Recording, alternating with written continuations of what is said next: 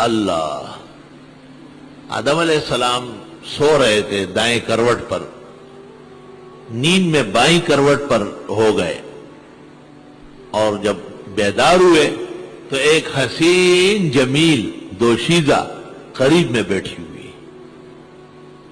آدم علیہ السلام نے کہا من انتے، کون؟ اس نے کہا امرأہ، کہ لأنہا تتکلم بالمرارہ، کڑوی کڑوی باتیں کرتی، ایک بات اچھی دو ٹیڑھی۔ کوئی عورت بھی اول سے اخیر تک پوری باتیں صحیح نہیں کرتی، جس کو کگی وگی خبریں کہ وہ ایسے دخصوں کو خبریں کہ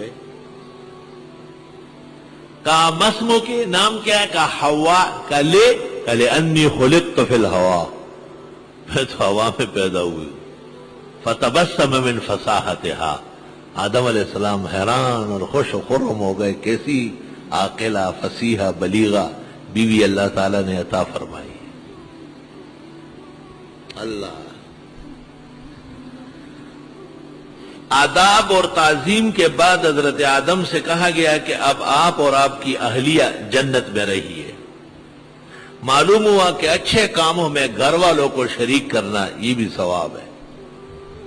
رسول اللہ صلی اللہ علیہ وسلم جب غزہ میں نکلتے تھے یا سفر عمرہ اور حج پہ، اکثر بیویاں، اور ورنہ ایک تو کم از کم ساتھ ہوتی، اور قرع اقرع بینہن بخاری میں ہے، قرع ڈالتے تھے، جس کا قرع نکل آتا تھا اس کو ساتھ رکھتے۔ قرع کے بارے میں دورے والوں کو کہا ہے کہ انہا لا تحل لاثبات الشیء بل انہا تحل لتعین ما ثبتہ، کسی چیز کو ثابت کرنے کے لیے قرع نہیں ہوگا، ثابت چیز کو متعین کے لیے قرع ہوگا۔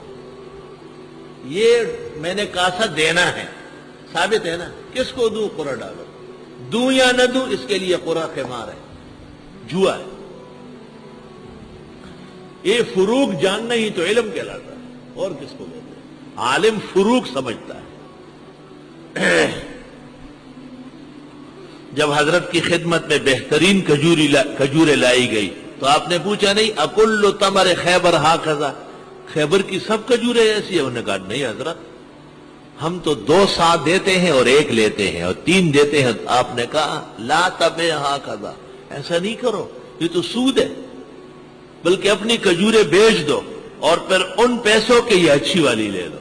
وَإِذَا اخْتَلَفَ الْجِنسَانُ بِيعُوا كَيْفَ شِئْتُمْ، جب جنس تبدیل ہو گئی اب ربویت ختم ہو گئی، سود نہیں رہا۔ لولا الاعتبارات بطلت الشرائع، علماء کہتے ہیں فروق نہ ہوتے امتیازات، شرائع کلعدم ہو جاتے۔ اللہ اکبر۔ ایک مولوی صاحب ہے، وہ بھی کہیں جاتے ہیں تو اپنی بیوی کو لے کے چلتا ہے اور کہتے ہیں یہ سنت ہے، یہ سنت ہے۔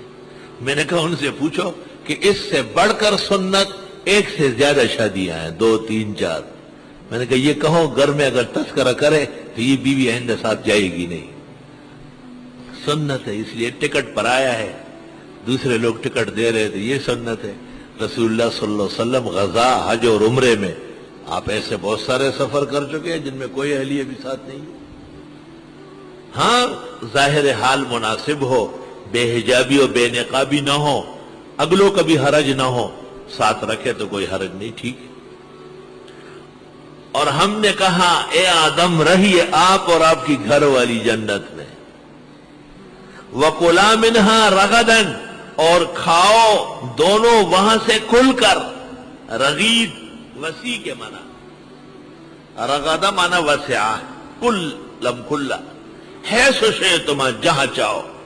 وَلَا تَقْرَبَا هَذِهِ الشَّجَرَةَ، اور نزدیک نہ جانا دونوں اس ایک درخت کے۔ کون سا درخت تھا؟ مشہور ہے کہ وہ گیہوں کا درخت تھا، گندم کا۔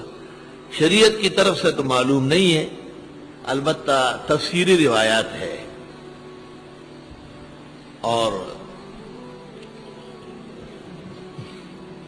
بعض کہتے ہیں کہ یہ گندم کا دانہ اتنا بڑا ہوتا تھا، خربوزے کے برابر، اسے بی بی حوا نے ناخن سے کاٹا ہے، اس لیے اس پر کٹ لگا ہوا ہے، اور یہ مسلسل چھوٹا ہوتا جا رہا ہے۔